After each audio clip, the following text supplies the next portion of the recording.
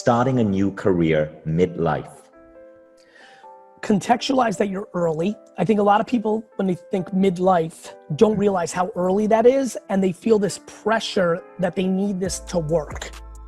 Once you take the pressure out that you might make this switch and it might not work, which you can then go back to the old thing or try a third thing, if you could eliminate that pressure, because it's about calibrating time. If you have a good relationship with time and realize how old is he? If you can just, was it Adam? I'm sorry, I didn't. Yeah, Adam, how old are you? Post it in the comments. You know, I want to see it for context, and maybe it's not even for him. Maybe Adam, if it's not for you, if it's for your mom or dad or somebody else, put the number of that age. 41. Yeah, and Adam, is it for you? You can just say yes or what have you. You know, like, you know, to me, if it's for Adam, let's say, at 41 years old, he's uncomfortably young. Like, there's a really good chance on a conservative day, he's got 25 years of profession in front of him, which is more time than he's already put in since he was 18 to 22. Think about that. But that's not what we do, my friend. We don't do that. We do not do a good job in having a relationship with time. We think at 41 we're old because society has done a very bad job of creating time, because we're going off of old norms where people did live to 50 or 60, but we're living to 80, 90, and 100. And because of our health and wellness initiatives as a global society, we at 41, and mentally the youthification of our society, all of a sudden 41 is really 25, but nobody feels that. And so, you know, that's my biggest advice, which is take the pressure out. You know, when I see Amber at 34 in here, like, fuck, man, I look at 34 and I'm like, ugh.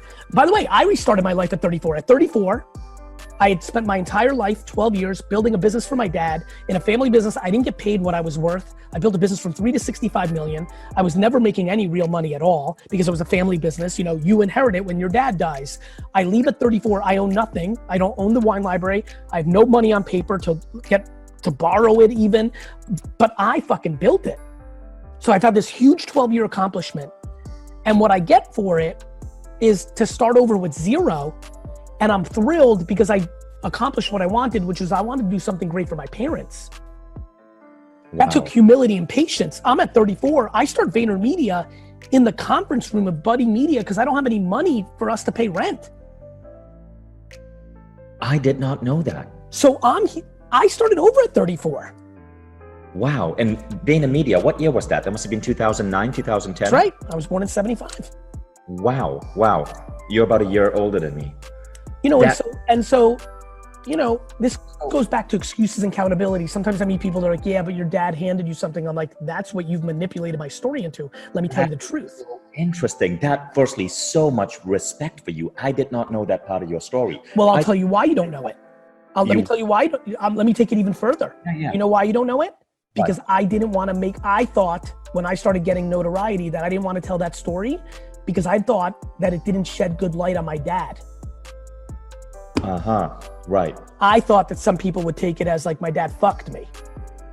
Right. Because I'm an immigrant and I know that our framework is different than the masses.